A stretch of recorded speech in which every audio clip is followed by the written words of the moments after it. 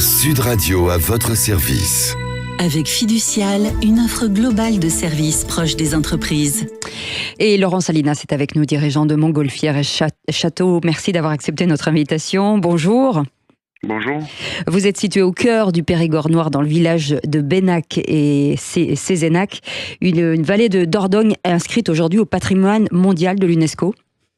C'est ça, c'est Beinac-Cazenac, qui est un petit village dans la vallée des Châteaux, au sud de Sarlat-la-Cadona. Et c'est la plus grande réserve mondiale de biosphère, c'est ça, en France ? Je pense, je sais pas, je ne peux pas le certifier. Ouais, d'accord, ok. Vous, aujourd'hui, vous avez une entreprise, on parle de Montgolfière, bien entendu. Vous avez, je crois, 6 ballons pour survoler les châteaux de la région. C'est ça, on a une entreprise pour faire voler des gens en Montgolfière, avec 6 ballons, et le but est de survoler la vallée des châteaux, où on peut retrouver plusieurs châteaux au bord de la Dordogne. Ce sont des balades de combien de temps ? C'est 1 heure de vol pour 3h30 d'activité à peu près.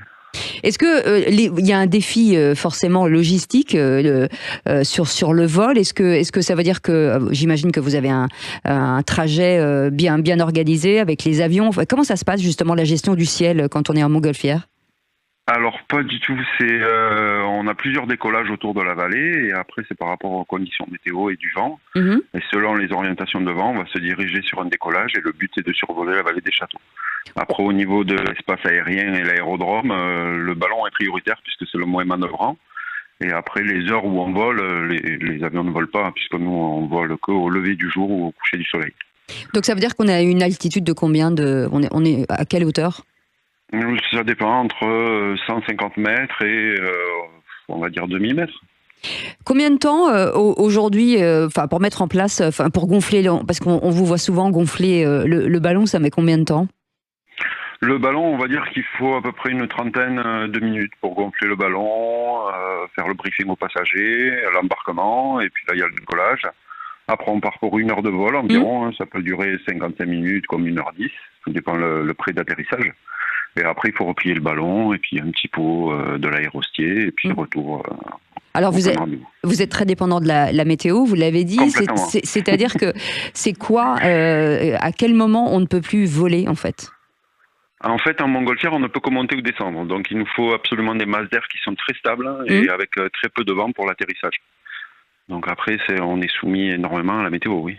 Mais vous pouvez monter avec sous la pluie ? Est-ce que ça, c'est possible ?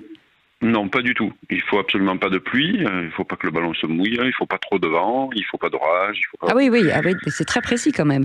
Est-ce qu'il y a des effets sur la réglementation environnementale, par exemple, pour une entreprise telle que la vôtre ? Non, pas tant que ça. Non.